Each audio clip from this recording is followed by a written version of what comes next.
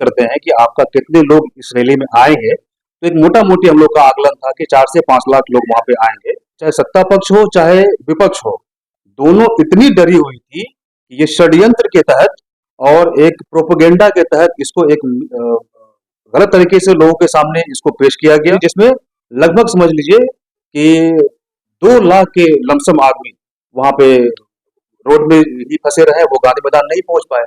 सबूत है सक्सेस का, वो सबूत ये है कि आज नींद उड़ी हुई है, चाहे वो सत्ता पक्ष हो चाहे विपक्ष हो। आप आरजेडी की बात कर लीजिए या जदयू की बात कर लीजिए या बीजेपी की बात कर लीजिए, सबकी नींद उड़ी हुई है।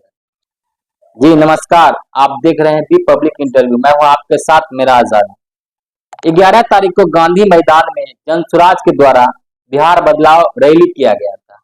उसके बाद लगातार विपक्ष के द्वारा, चाहे जदयू हो या राजद हो या अन्य पार्टी हो, वो जो रैली को फ्लॉप बताया था। इस पर हमारे साथ चर्चा में आज रिजवान उस्मानी जी है, जो प्रदेश कार्य समिति के सदस्य भी है और स्थानीय बात पार्षद प्रतिनिधि भी है। आइए हम उनसे जानते हैं कि 11 तारीख को जो रैली हुआ था, क्या वाकई में वो फ्लॉप था या सक्सेस था? क्या कहना है 11 तारीख को जो रैली हुआ था, लोगों का कहना है या विपक्ष का कहना है कि पूरी तरह से वो रैली फ्लॉप था? और आपको मैं बता दूं, ये जो रैली थी 11 तारीख वाली जनसुराज की, पूरे तरीके से सुपर डुपर हिट रैली। उसका प्रमाण ये है कि अगर आप कोई भी रैली करते हैं, उसमें एक आकलन करते हैं कि आपका कितने लोग इस रैली में आएंगे, तो एक मोटा मोटी हम लोग का आकलन था कि 4 से 5 लाख लोग वहां पे आएंगे। पटना में जो पटना गांधी मैदान था, वहां पे लगभग 1.5 से 2 लाख वहां पे लोग गांधी मैदान पहुंच चुके थे। और ये कहीं ना कहीं चाहे सत्ता पक्ष हो चाहे विपक्ष हो, दोनों इतनी डरी हुई थी कि ये षड्यंत्र के तहत और एक प्रोपेगेंडा के तहत इसको एक गलत तरीके से लोगों के सामने इसको पेश किया गया। और इतनी डर गई कि जितनी भी बसें वगैरह थी, जबकि वहां प्रशासन को सारी जानकारी दिया जा चुका था, जो भी वहां पे एडमिनिस्ट्रेशन में थे, सारे लोग को जानकारी था कि किस जिला से कितने बसेस कितनी गाड़ियां सब आ रही हैं, कितने लोग आ रहे हैं। सारी जानकारियां होने के बाद भी वहां पे व्यवस्था को इस तरीके से कर दिया गया कि बहुत सारी गाड़ियां, बहुत सारा बस जो है वो रास्ते में ही फंसा रहा और उसको वापस कर दिया गया। वहां पे सबको स्टक कर दिया गया कि आप अंदर प्रवेश नहीं कर सकते हैं। ये सारी षड्यंत्र थी, जिसमें लगभग समझ लीजिए कि 2 लाख के लमसम आदमी वहां पे रोड में ही फंसे रहे, वो गांधी मैदान नहीं पहुंच पाए। जो अपने नेता को देखने के लिए यहाँ से जा रहे थे, जिनके आह्वान पे सब लोग यहाँ से पूरे पूरे बिहार से जनता वहां पहुंच रही थी, उसमें आप 1.5 से 2 लाख वहां पहुंच पाई और षड्यंत्र के तहत 2 लाख, लगभग 2 से 2.5 लाख लोगों को वहां पे रोक दिया गया। तो आप रैली को सक्सेस ही मानेंगे? क्या मानेंगे? सक्सेस का पैमाना तो यही है कि जितने लोग आपने बुलाया है उतने लोग आपके वहां पहुंच चुके हैं, पहली बात। दूसरी बात यह है कि अगर सक्सेस अगर ये नहीं है, सबसे जो सबूत है सक्सेस का, वो सबूत ये है कि आज नींद उड़ी हुई है, चाहे वो सत्ता पक्ष हो चाहे विपक्ष हो। आप आरजेडी की बात कर लीजिए या जदयू की बात कर लीजिए या बीजेपी की बात कर लीजिए, सबकी नींद उड़ी हुई है। चाहे आप कांग्रेस की बात कर लीजिए, ट्विटर सबसे पहले उन्होंने शुरू किया करना। तो आप गांधी जी कोट है, इंग्लिश में उनका कोट है, जिसका जो वो कहे थे कि first they will ignore you, then they will laugh at you, then they will fight you and ultimately finally you will win. जिसका मतलब ये होता है कि पहले वो आप कोई भी काम कीजिएगा तो वो आपको पहले इग्नोर करेंगे, फिर आप पर हंसेंगे, फिर आप पर वो प्रहार करेंगे और अंततः जो है आपकी जीत होगी। वही स्थिति आज देख ली जनसुराज की है। आप स्टार्टिंग में जब प्रशांत किशोर जी यहाँ पे पदयात्रा शुरू किए थे, किसी तरह का कोई चर्चा ही नहीं, सब लोग ने इग्नोर किया उनको। उसके बाद जो आई दूसरी स्टेज कि आप पर हंसेंगे, तो सारे लोग यही चर्चा का विषय बना रहे थे कि भैया ये चलना शुरू किए, देखते हैं कब तक ये पदयात्रा करते हैं और कब तक ये टिक पाते हैं।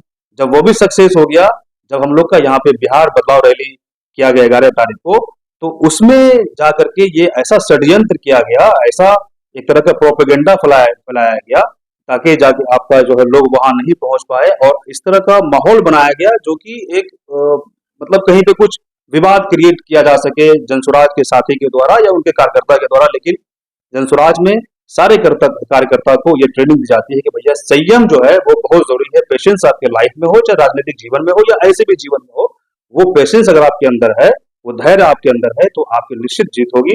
और उसी चीज को गांधी जी का जो कथन है, उसी को आगे लेते हुए हम लोग जा रहे हैं।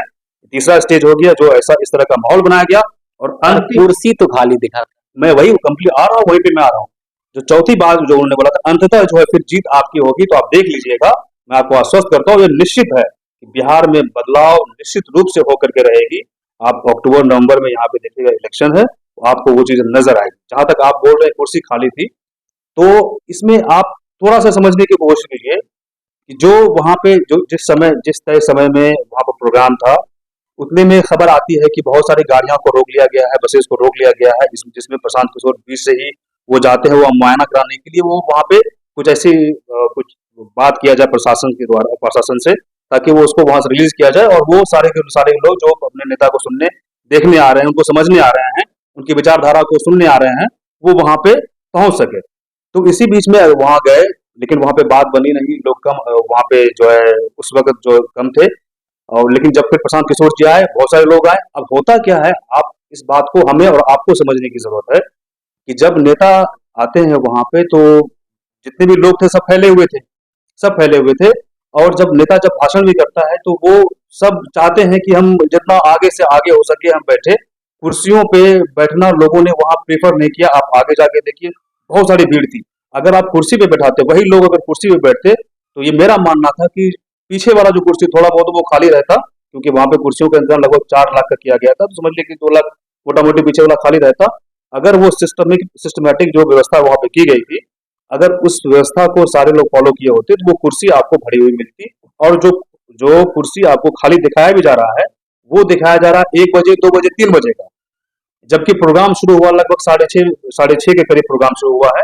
तो ये निश्चित रूप से ये जो सत्ता पक्ष हो चाहे विपक्ष हो, उसके द्वारा एक षड्यंत्र रचा जा रहा है, और एक भ्रामक स्थिति पैदा की जा रही है। लोगों के अंदर एक भ्रामकता फैलाई जा रही है कि भाई इस तरह का स्थिति रहा है। लेकिन हकीकत ये था कि वहां पे बहुत ही अच्छे तरीके से प्रोग्राम सक्सेस रहा है, ये बिहार बदलाव रैली।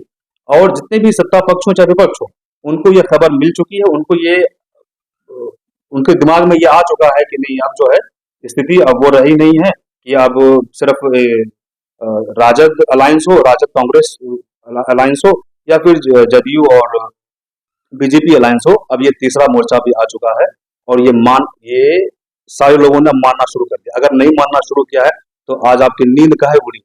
आप रात में सोते होंगे, और रात में जब सपना देखते हो, तो यही सपना आता होगा कि प्रशांत किशोर जी मेरा जो है एकदम ये आँख खुला हुआ चिड़िया लेके उड़ गए हैं।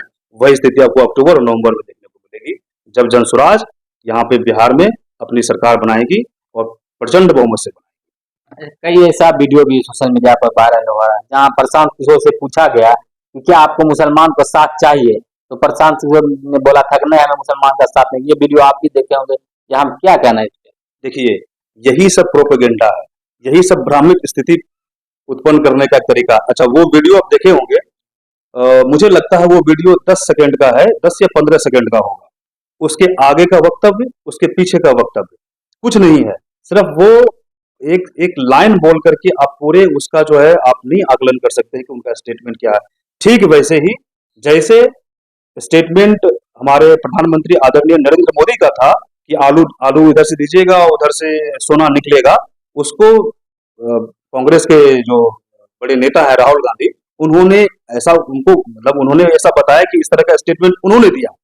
लेकिन उनका क्या किया कि भाई उनका स्टेटमेंट जो है सिर्फ उतना कट करके दिखाया गया कि ये चीजें नरेंद्र मोदी के द्वारा नहीं बोला गया है, ये बोला गया है राहुल गांधी के द्वारा। तो ठीक उसी प्रकार से ये चीजें आप जब तक किसी अब जैसे अभी अभी हम कुछ आपको बोल रहे हैं, और मेरा ही स्टेटमेंट कोई थोड़ा सा 10 सेकंड का काट करके आप कोई भी इसको सोशल मीडिया पर वायरल कर दीजिएगा, तो लोग पूरी इंटरव्यू को देखेंगे नहीं। उस 10 सेकंड को देख करके आप नहीं आकलन कर सकते कि मेरा पूरा स्टेटमेंट क्या है।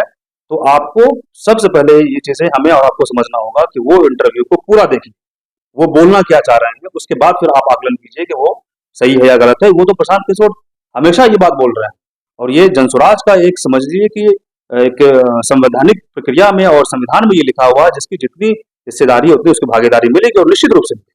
और ये आपको आगामी देखने वाले आपको चुनाव में बिल्कुल निश्चित रूप से आपको नजर आएगा। ये सारे संशय, सारी आशंकाएं, सारी जो मन में जो इस तरह की सवाल उठ रहे हैं, वो सारी अभी दूर हो जाएंगी। मुसलमान जनसुराज को क्यों वोट? अभी एक बात बताइए कि जनसुराज अभी सत्ता में आई कहाँ है? और दूसरी बात, ये मुसलमानों की सिर्फ बात क्यों होगी?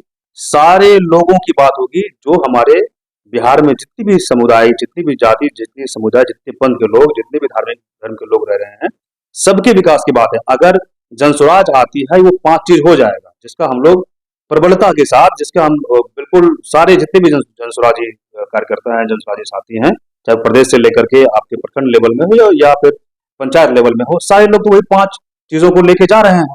और वो उसका जब फायदा जब आपकी सरकार जनस्वराज सरकार जब आएगी, तो निश्चित रूप से जो 5 चीजों होगा, वो तो सिर्फ क्या है 5 चीजें जनता को बता सकते वही मैं बता रहा हूँ कि वो 5 चीजें आएंगी तो सारे लोगों को ले आएगी, सारे लोगों के लिए आएगी। पहला ये है कि आपका जो मेन मुद्दा है, वो यहाँ से पलायन को रोकना, रोजी रोजगार का व्यवस्था यही करना, जो यहाँ से पलायन मुख्य मुद्दा है। बिहार से पलायन नहीं हो, पलायन को रोक करके यहीं पे रोजी रोजगार का व्यवस्था किया जाए। दूसरा ये है कि 2000 तक का जो है एक सम्मानजनक 2000 रुपया तक का जो पेंशन है वो मुहैया किया जाए, चाहे वो वृद्धा पेंशन हो, चाहे विधवा पेंशन हो, चाहे विकलांग पेंशन हो, दिव्यांग पेंशन हो, वो सारे लोगों को 2000 रुपया एक सम्मानजनक पेंशन दिया जाए। तीसरा जो है वो है कि महिलाओं को सस्ते ऋण में उनको एक अमाउंट मुहैया करवाया जाए। चौथा है कि एक विश्व स्तरीय शिक्षा प्रदान, जो 15 साल तक के बच्चा है उसको विश्व स्तरीय शिक्षा प्रदान किया जाए, जो कि हमारे बिहार में इसकी बहुत ज्यादा जरूरत है, बहुत सख्त जरूरत है। पांचवा है वो है किसानों को मुफ्त मजदूर मुहैया कराना। मतलब ये है कि किसानों को और अपना मनरेगा के तहत उसको जोड़ करके ताकि किसान का भी काम हो जाए, उसको मुफ्त मजदूर मिल जाए और मजदूर को भी एक बेहतर वहां से रोजगार, उसको मजदूरी मिल जाए। ये पांच चीजें हैं जो जब ये होगा, जब ये जनसुराज जब सत्ता में आएगी, तो ये चीजें सारे लोगों के लिए होगी। आप सिर्फ किसी इस चीज पार्टी को बांधिए नहीं कि सिर्फ मुसलमानों के लिए क्या कर रही है, हिंदुओं के लिए क्या कर रही है, सिख जैन के लिए क्या क्या कर रही है। जब ये सत्ता में आएगी तो आप समाज के जितने भी लोग हैं, सारे लोग इसका फायदा उठाएंगे और निश्चित रूप से उठाएंगे। जैसे 10 तारीख को रैली हुआ था, लोग विपक्ष और जो तो बोल दिया था कि फ्लॉप रैली है। क्या रिजवान उस्मानी उस समय बरौनी से कितने लोग को ले गए थे? क्या और रिजवान उस्मानी भी तो प्रशांत किशोर को नहीं ठगी है? नहीं, बिल्कुल नहीं, बिल्कुल ऐसे अगर सब कार्यकर्ता इस तरह करने लगेंगे तो फिर तो ये बहुत दिक्कत वाली बात है। ऐसा बिल्कुल नहीं है। जितने भी जनसुराज के कार्यकर्ता थे, सब अपने अपने तरीके से उन्होंने बिल्कुल प्रबल तरीके से अपना कोशिश की है और सारे लोगों ने वहां पे लोगों को ले जाने का कोशिश किया है, जिसमें से मेरा सहयोग ये रहा कि मेरी छोटी गाड़ियां थी, 26 छोटी गाड़ियां थी, 3 बसेस थी, जिसमें से लोग गए हैं यहाँ से, वो मेरे द्वारा लेके जाया गया है। बहुत सारे लोग साथी, लगभग 125-130 के करीब ट्रेन से गए हैं और कुछ साथी मेरे वहाँ पे पटना में भी रहते हैं, जो पढ़ाई कर रहे हैं या फिर वैसे कुछ बिजनेस में हैं जो जुड़े हुए हैं मुझसे। उनके द्वारा भी मुझे, जब मैं उनको बोला था तो वो वैसे ही लोग भी आए थे।